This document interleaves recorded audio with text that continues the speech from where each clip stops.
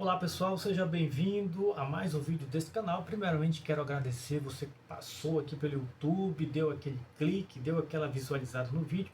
Vamos conversar hoje sobre um tema muito importante, porque é o tema do nosso cotidiano também.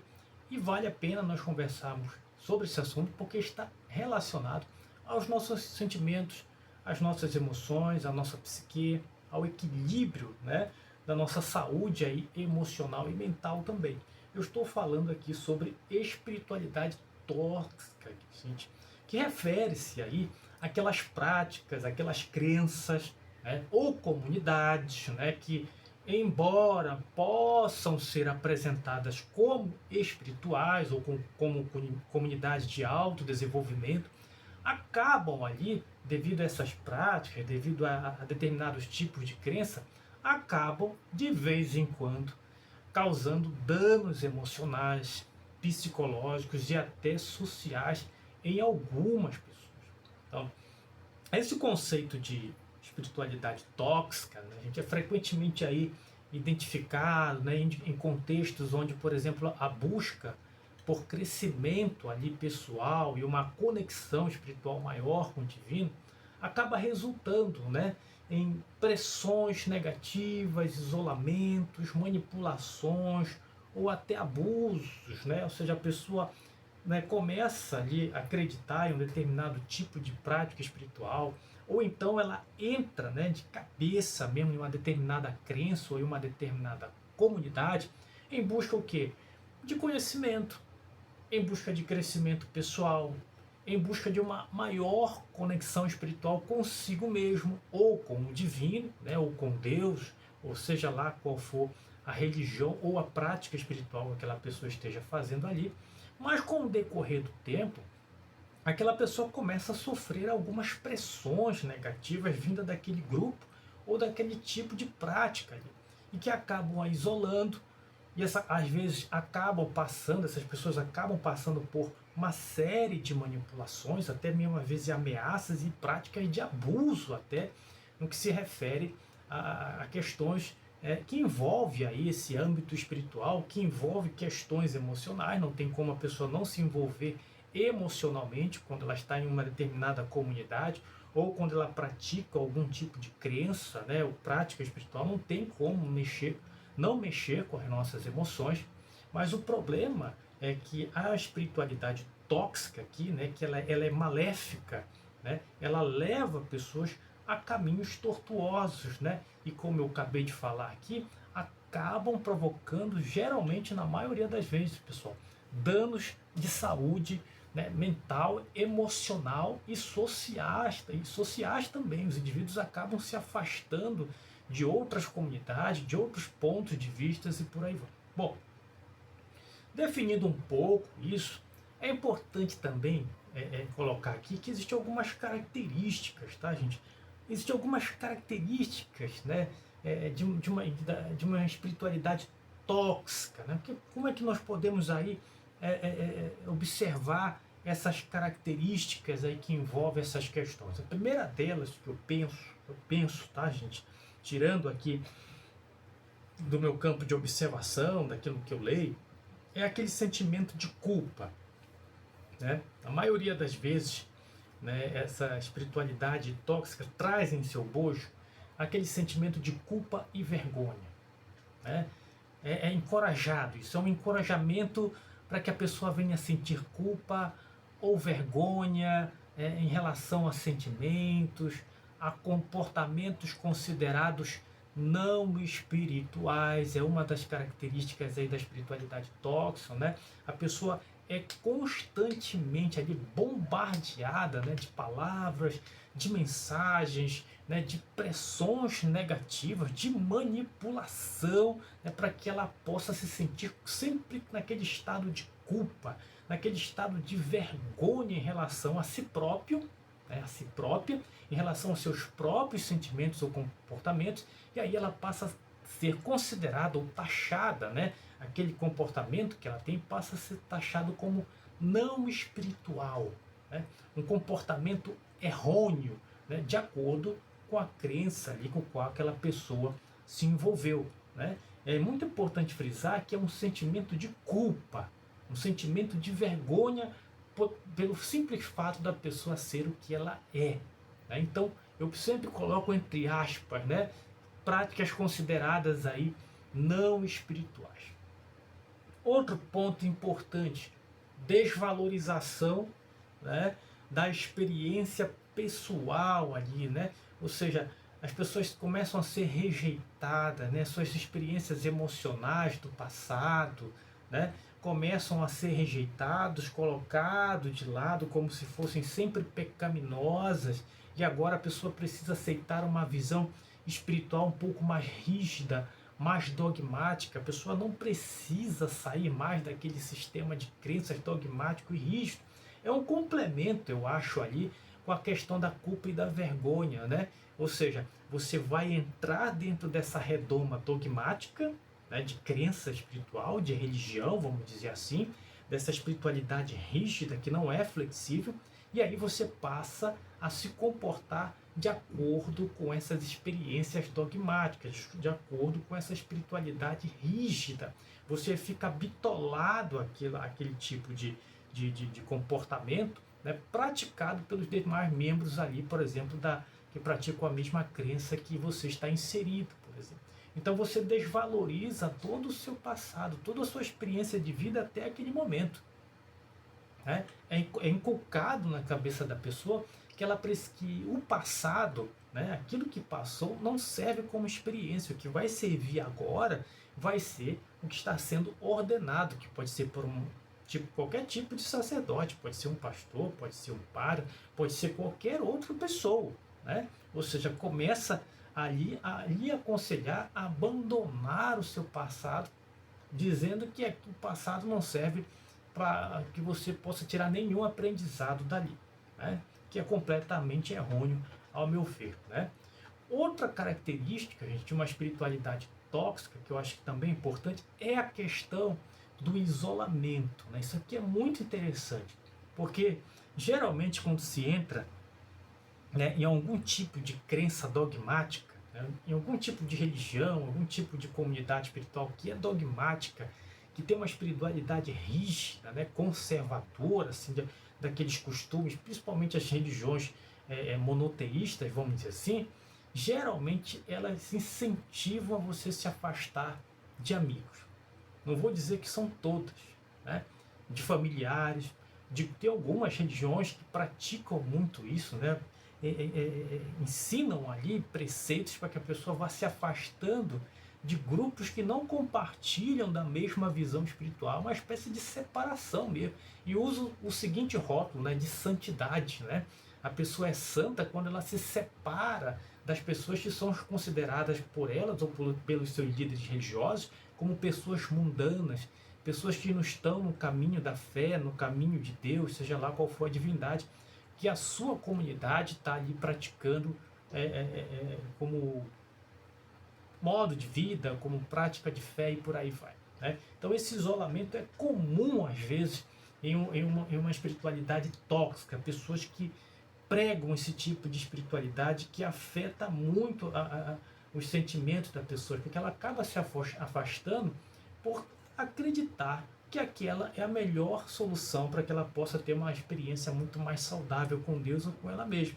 Quando, na verdade, é completamente o oposto. Né? A pessoa deixa, né, de aqueles seus amigos de lado, né, amigos às vezes de tantos anos, por causa de uma crença espiritual. Não vejo isso como saudável, não tem nenhuma relação boa nesse tipo de questão aí. Outra questão que você vai observar muito mesmo hoje no nosso tempo aqui, é a questão da manipulação emocional. Né? Esse daí é o carrão de chefe, né, de práticas espirituais tóxicas que eu considero. É o carrão de chefe. Né? Abre ali toda a passarela para todo tipo de prática abusiva. Né? Práticas que causam danos psicológicos nas pessoas. É a questão da manipulação emocional, que é muito fácil de se fazer isso dentro de comunidades, né, que se dizem espirituais, dentro de religiões, principalmente aquelas religiões, né, ou melhor dizendo, dentro de de grupos religiosos, principalmente aqueles que têm seus sacerdotes, né, padre, pastores, seja lá quem for, né, que tem essa intenção de manipular as pessoas emocionalmente para algum benefício próprio, né? E aí essa pessoa vai usar ensinamentos espirituais para controlar, né, para manipular as emoções e as ações das pessoas. Isso através do que, como eu acabei de falar para vocês, através da culpa, através do sentimento de vergonha, da desvalorização da experiência pessoal, do isolamento, que é muito importante. Você não pode ter mais contato com seus antigos amigos, né, porque justamente isso vai atrapalhar esse processo, né, vamos dizer assim, de controle sobre a sua própria vida, ou de determinado tipo ali de grupo que está frequentando aquela comunidade espiritual. Então, a manipulação emocional torna-se muito mais fácil quando a pessoa passa a se isolar de outras pessoas, né? Então, é colocado ali ensinos espirituais que visam justamente controlar as ações das pessoas, as ações dos fiéis, justamente para tirar algum tipo de benefício aí que não me parece ser dos seus melhores, né? Outro ponto também importante que eu considero são as promessas irrealistas. É uma característica de uma espiritualidade tóxica também, gente. Quer ver um exemplo? Promessas de iluminação, né? Ou seja, começa a ser pregado ali por um determinado líder religioso, ou uma líder religiosa, pode ser também mulher, começa a ser pregado ali que você foi escolhido, né?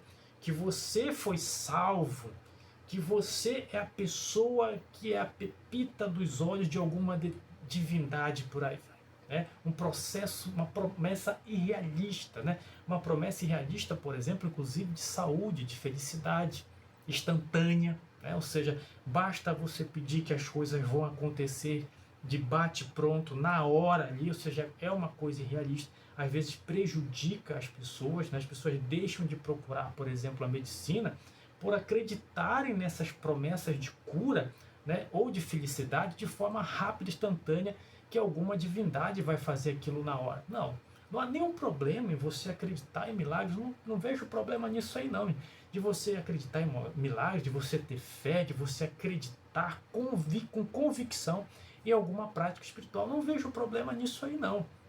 O problema é quando você não reflete sobre as suas práticas espirituais, quando você não observa o que é que você está fazendo ali, né? Você pode acreditar piamente que aquela sua prática espiritual vai lhe trazer benefícios para a sua saúde física, mental, mas você não pode esquecer que tem a medicina, que tem os profissionais da saúde que vão lhe passar medicamentos, um tratamento adequado de acordo com a ciência. Você pode aliar os dois. Isso é uma prática espiritual saudável, né? Você alia a sua fé, a sua convicção, mas também alia a ciência, né? Então isso é fundamental. Mas às vezes as promessas realistas que a gente vê muito hoje acontecendo, né, que muitos líderes fazem, é justamente ao contrário, né? É uma promessa que não tem fundamento, né? São promessas sustentadas em práticas irrealistas, né? Isso é complicado, é muito complexo mesmo. E outra questão é a supressão da dúvida, que é um complemento disso aí. Por quê? Quando você começa a reprimir questionamentos ou dúvidas sobre espiritualidades ou alguma liderança, né, você acaba blindando ali aquela comunidade, né? Quando você começa a questionar determinadas práticas, você está achando que está trazendo danos emocionais para a sua vida, que está lhe afastando da sua família, lhe afastando dos seus amigos, quando você passa a questionar essas crenças, aí há um problema, porque a liderança daquela comunidade vai perceber que você está desconfiando de algo ali que está errado e vai procurar de todas as formas blindar aquela comunidade, inserindo em você sentimentos de culpa, né, e de desprezo e de isolamento também. Outra característica que eu considero importante no que se refere a uma espiritualidade tóxica, gente, é a criação, por exemplo, de uma verdade espiritual que se considera superior às outras formas de crenças ou práticas espirituais.